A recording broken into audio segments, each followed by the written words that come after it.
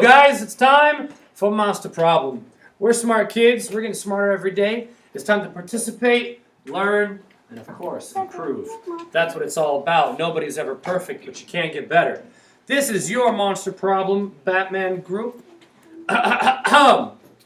What is the sum of 3/10 and 5/100ths? Now, everyone, I think everyone, the first time you took this, got it wrong. However, that was in August, or September perhaps. You've learned some things, some rules about this kind of math that sure would come in handy.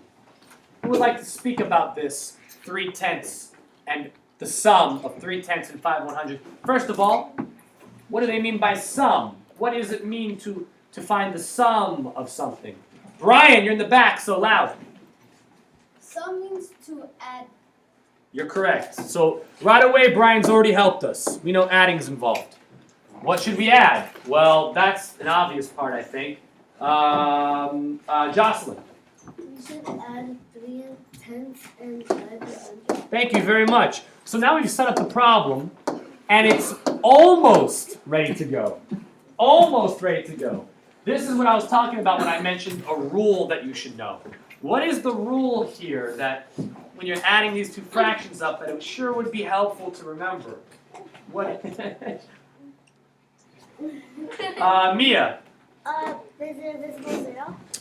What do we mean by invisible zero? Where should I put these zeros? Behind the zero on the 10. Thank you very much. Behind the 3 and behind the 0 on the 10. That's because when you add fractions, you always want the bottoms, the denominators, to be the same. And we've done that with our invisible zeros. Now that we have that, finding an answer is simple as pie. Jason, nice and loud since you're back there. Hey, 35 over 100. A, 35 over 100 is correct. Yeah. Let me ask you a little bonus question. Why would a kid pick B? Why would they pick B? Ariel? Well, they did, but they put it in the...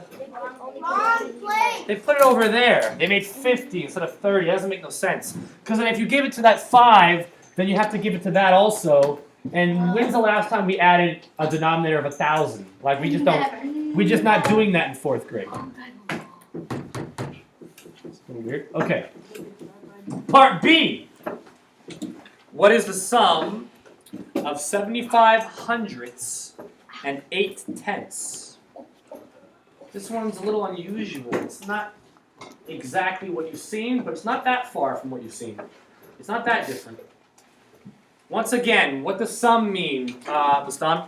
Adding. So what are we adding, buddy? 75/100ths Uh-huh. and 8/10ths. You're correct. Now this problem's only almost ready to go. It's not ready to go yet. You gotta remember a certain rule. Giancarlo. The rule is ninja zeros. You put it behind the 8 and the 10. Good job. Thanks for using the big voice so we can hear you on the computer. You're welcome. Now you'll notice something real weird here. 75 plus 80. Ooh, that's gonna give us a big number. I know it. Now you could just do it in your head, No. or you could be safe and do it ups and downs ways. Let's take a look at that. Anybody think they know what 75 plus 80 would equal? I'm going to go over to Eric. You want to do it one step at a time? You got to do louder, though. What's 5 plus 0? 5. Good job. How about 7 plus 8?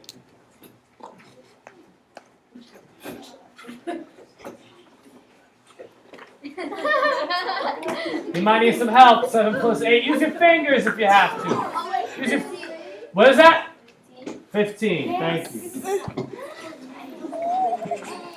So what's the answer? I know it. Don't let yourself be fooled, baby. I know that. What's the answer? Sophia. D. D is the answer. 155 over our original denominator, 100.